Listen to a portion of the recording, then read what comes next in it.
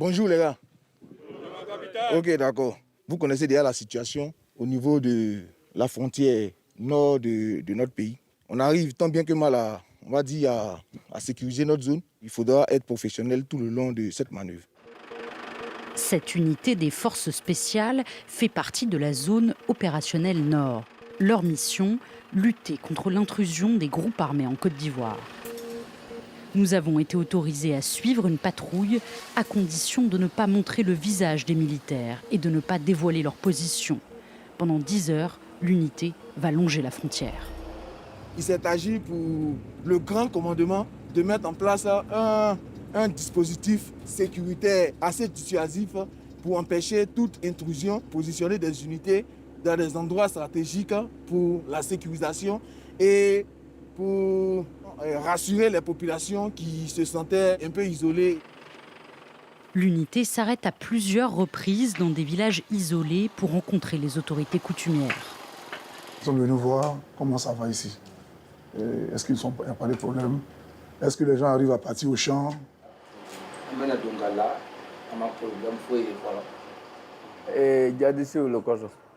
Une fois, les djihadistes sont venus nous trouver à la mosquée. Quand on a fini de prier, ils ont encerclé la mosquée et nous ont menacés. S'il n'y avait pas de militaires dans la zone, on aurait tous fui à Abidjan. Sur cette bande frontalière poreuse et floue, l'armée fait face à 2 menaces principales. Celle des groupes djihadistes, en pleine expansion dans la sous-région, mais qui n'ont pas commis d'attaque d'ampleur en Côte d'Ivoire depuis 2021, et celle des VDP, les volontaires pour la défense de la patrie. Des milices paramilitaires burkinabées initialement créées pour lutter contre la menace terroriste, mais qui multiplient les incursions en territoire ivoirien. Dans ce village, l'armée a installé un poste avancé pour matérialiser la souveraineté de la Côte d'Ivoire. Un village convoité par les VDP, il fait partie de ceux où ils sont parvenus à hisser un drapeau burkinabé il y a quelques mois.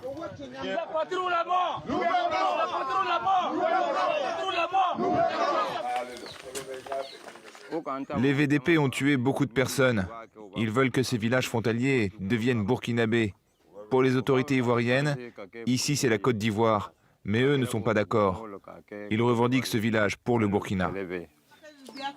Une revendication parfois soutenue par la population locale dont les familles sont réparties de part et d'autre de la frontière. Mais pour les autres, c'est la peur qui règne. C'est un très grand village, mais beaucoup sont partis d'ici pour aller de l'autre côté, au Burkina Faso. Les champs que nous cultivons sont à cheval entre le Burkina et la Côte d'Ivoire. Ceux qui ont quitté la Côte d'Ivoire pour aller prendre les armes là-bas sont des cultivateurs, donc ils viennent après dans leurs champs avec leurs armes, et si tu les croises, tout peut arriver. Une situation que ces officiers ont refusé de commenter.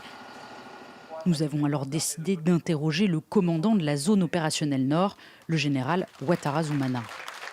Je pense que quelquefois, il y a aussi un peu une exagération dans l'appréciation des situations réelles. La plupart des VDP qui traversent, ce sont des gens qui ont vécu là. Et l'habitude aidant, parfois peut leur donner le sentiment qu'ils sont en territoire burkinabé. Mais en définitive, ils le comprennent toujours quand nous échangeons et nous réussissons toujours à arriver à des situations de conciliation sans débordement. S'abstenir de répondre aux provocations, ce sont les directives d'Abidjan pour éviter l'embrasement dans la zone. Mais les VDP font bel et bien des victimes en Côte d'Ivoire. Ici, à 2 kilomètres du Burkina Faso, 4 personnes ont été tuées lors d'une attaque il y a quelques mois. Les autorités ivoiriennes parlaient à l'époque d'individus armés non identifiés. Depuis que le village existe, on n'a jamais vu ça. On n'arrive même plus à se nourrir parce qu'ils ont brûlé tous nos champs lors de l'attaque. Par peur de représailles, ce témoin a requis l'anonymat. Les VDP sont venus dans le village nous attaquer. C'était des représailles parce qu'on a refusé de s'engager avec eux. Ils voulaient qu'on prenne les armes pour se battre avec eux contre les terroristes. Mais je leur ai dit qu'on n'avait rien à voir avec tout ça. Les terroristes, on ne les a jamais vus dans notre village. Donc on ne veut pas prendre les armes pour aller se battre contre eux au Burkina. Après l'attaque, une partie des habitants ont fui le village par peur des violences. Gbé Fatonami s'est réfugié chez des proches dans la ville de Doropo après avoir perdu 3 membres de sa famille ce jour-là. J'ai du mal à regarder cette photo. Quand je la regarde, ça me fait vraiment trop mal au cœur. Quand j'étais là-bas, les jours d'après, j'avais tellement peur que je ne pouvais plus manger ni dormir. C'est pour ça que je suis venue ici. Mais là-bas, je cultivais du riz, du maïs, j'avais un champ d'anacarde. Alors qu'ici, je n'ai rien à faire. Je n'ai pas de moyens de subsistance. C'est grâce à l'aide des gens que j'arrive à me nourrir. L'insécurité prive les habitants de la région de leurs moyens de subsistance. C'est notamment le cas pour les très nombreux éleveurs, alors que le vol de bétail est devenu la première source de revenus des groupes armés, djihadistes comme VDP. Voilà, notre bœuf qu'ils ont volé, on a retrouvé, c'est ça qu'ils sont là. Mamadou a retrouvé ses bœufs grâce à un réseau d'entraide et de partage d'informations entre éleveurs. Une petite victoire qui n'empêche pas la peur. Les gens qui ont bœuf là, tout le monde a peur maintenant. Et qui ne peut pas faire au moins 1 semaine, 2 semaines, qui n'a pas entendu de nouvelles de vol. Les gens qui volent bœuf maintenant, ils sont armés. Des fois, ils s'en vont trouver le bouvet, et lui mélange avec son fusil, il prend bœuf là pour partir. Assurer la sécurité de cette bande frontalière est d'autant plus complexe que les relations entre Abidjan et Ouagadougou sont glaciales. Le chef de la junte burkinabé, Ibrahim Traoré, accuse régulièrement la Côte d'Ivoire d'être une base arrière pour les djihadistes. On a commencé à voir les actes d'hostilité vis-à-vis de nous. Et eux, tant qu'ils seront dans cette mentalité, oubliez les désescalades. Au contraire, ça va aller de mal en pis. Des tensions politiques qui pèsent sur la gestion sécuritaire. Lors de notre tournage, une attaque djihadiste a frappé le Burkina Faso à seulement 20 km de la frontière ivoirienne. Mais faute de coopération entre les deux armées, les militaires ivoiriens n'ont pas été en mesure de bloquer rapidement les points de passage frontaliers concernés. À défaut d'échanges avec son voisin, la Côte d'Ivoire cherche à renforcer ses capacités de renseignement. Depuis 2021, le pays s'est équipé de drones de surveillance. Ce centre de formation a vu le jour 2 ans plus tard sur cette base de l'ouest du pays. Il y a une cache d'armes pour laquelle on a reçu des coordonnées. Il va aller rechercher la cache d'armes, si possible faire de l'observation continue, à l'effet de renseigner le chef pour une intervention probable. Ces engins, qui peuvent parcourir jusqu'à 5 km, ont été financés par l'Union européenne. Ici, les instructeurs européens forment les formateurs ivoiriens. Il fait le virage et revient à 0. Voilà, très bien. Reste au milieu. À la vitesse, à l'altitude, puis à l'horizon artificiel. Donc il y a un cheminement visuel qu'il doit effectuer à chaque 5 minutes pour être sûr que son vol se déroule parfaitement. Mais pour contenir les menaces dans cette région, une des plus pauvres du pays, les militaires le savent, la seule réponse sécuritaire ne suffit pas. Dans ce village situé à une poignée de kilomètres de la frontière avec le Burkina Faso, ils inaugurent en grande pompe un centre de santé. Une première pour l'armée qui espère ainsi renforcer ses liens avec la population. Vous vivez sur la bande frontalière, une zone particulièrement sensible, exposée à la menace terroriste. Et le choix de votre localité pour réaliser ce projet est pour nous une manière de minimiser le risque des longs déplacements pour vous. C'est aussi une façon pour nous de vous témoigner notre solidarité avec vous, de sorte qu'ensemble, vous et nous puissions agir à tenir cette zone en sécurité et en paix.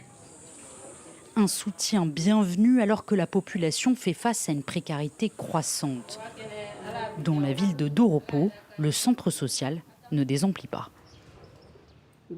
La nourriture qu'on m'a donnée est presque finie. Et aussi, j'ai besoin d'argent pour payer mon loyer. Ces besoins d'urgence, on va essayer de faire face à ça. Et donc, on va faire une visite à domicile.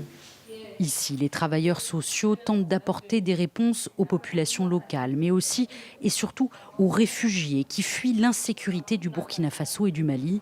Les autorités en ont recensé 115 000 au mois de mars 2026, un défi d'autant plus grand que l'aide internationale a drastiquement diminué ces derniers mois. Le HCR apportait de l'aide aux demandeurs d'asile. Et cette aide s'est amenuisée présentement. Et ça fait que ces demandeurs d'asile La voie de recours actuellement, c'est vers le centre social. On enregistre une pauvreté croissante au niveau de la localité de Doropo. Et cette pauvreté peut avoir des conséquences. Des jeunes qui pourraient être enrôlés par des groupes armés pour pouvoir s'aimer le désordre. Si la Côte d'Ivoire a mis en place 2 camps d'accueil pour les demandeurs d'asile, leur capacité est largement dépassée. Alors nombre d'entre eux, comme Moussa et sa famille, sont hébergés par les populations locales. Il y a eu une attaque chez moi, donc je suis parti de là-bas. J'ai quitté le Burkina pour me réfugier en Côte d'Ivoire. Depuis que je suis arrivé, je demande de l'aide. Je cherche un travail pour subvenir à mes besoins. Une terre à cultiver. Mais pour le moment, je n'ai rien eu. Oumar Bari, chef de communauté, a hébergé plus de 3000 personnes dans sa maison depuis le début de la crise en 2021. Ils sont nombreux aussi. À cause de ça, j'ai ramassé les fauteuils, des poupées comme ça. Ça, c'est pour les réfugiés. Donc, ceux qui dorment ici aujourd'hui, environ 20 personnes. Voilà, les autres vont dormir ici, avec ici. Voilà cette natte-là.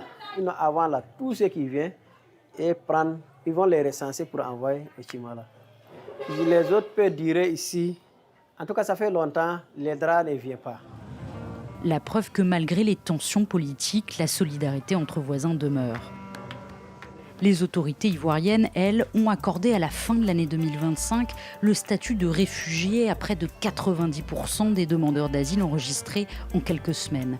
Un changement symbolique dans l'espoir d'obtenir de nouvelles aides internationales alors que celles-ci n'ont jamais été aussi faibles.